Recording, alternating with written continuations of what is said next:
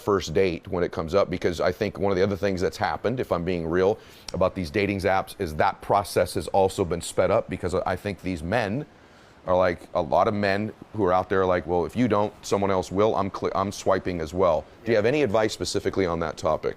Well, firstly, if I don't, someone else will sleep with him argument is a race to the bottom. So that's definitely not a good reason to jump into bed with someone. A good reason to jump in bed with someone is, I like you a lot, I'm having a lot of fun with you, I feel comfortable with you, I feel respected by you, and I think this would be an enjoyable thing to do. I avoid any kind of a rule that says when someone should do something, but there are some things that people should bear in mind. Firstly, know yourself. Self-awareness is key in intimacy.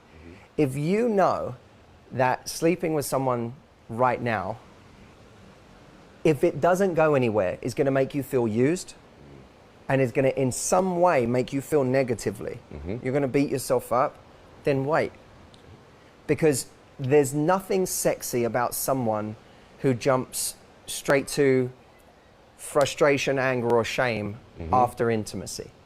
You know, like I always say to people in general, the whole, oh my God, did we do that last night? I was so drunk. That's for college kids.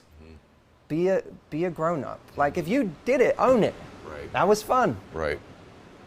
And if, by the way, that was a little fast for you and he says, hey, do you want to get together again tonight?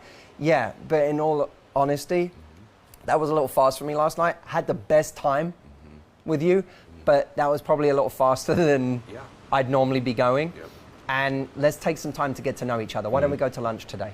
Wonderful. You know, so own what you do. Yes. Because when you don't own it, it's like... Can I add to that for a second? Please. For those of you that do have a moral or ethical stance, religious stance about that, not only should you not violate your own morals, ethics, or religious beliefs in order to accommodate somebody else because you regret that, but one of the most unattractive things you could possibly do is not act in congruence with who you are. That's right. Then there's a lack of, it's ironic, but even if you did do that, there's a lack of attractiveness to you now that I know you easily violate who you believe you are. Now I don't really know who you are. So if you have that stance where that's not something you would do, some of you even going to wait till you're married. And I know that that's not the vast majority of the audience, but that's certainly a portion of my audience.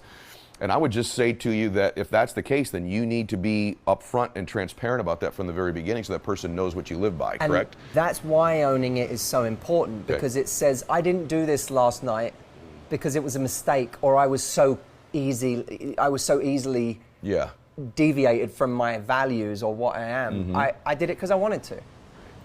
But if tonight I don't want to, I'm going to own that too. So the argument for waiting, if anything, is I'm gonna, not from an ethical standpoint, but from a personal standpoint, or from a practical standpoint, is there might be certain people where I want to see if there's a real connection and gauge intentions a little bit first. Which doesn't matter if you're not going to feel bad at the end of this, it doesn't make it the wrong thing to do. But you might say with certain people, I'm going to gauge someone's intentions a little bit more to see if they're actually serious about taking something forward, or if they're even seriously open to a relationship right now. I'm going to give it a minute to figure that part out. Very good. And the argument is sometimes made when I say things like this, you know, oh, well, women should, you know, like feel just as free to sleep with a guy quickly or whatever. Of course. But I would actually, as I've got older, it also, I know I'm different in the sense that I think, you know, sex means different things to us. Sometimes at different stages of our lives. And what we might do in a much more cavalier way at one stage of our lives, sometimes we get to another stage where we go, you know what, I don't need this thing with someone I barely know, but it's more fun if I give it a minute. It's more fun if I, you know, allow this to play out and create, you know, have more story that takes place before that moment.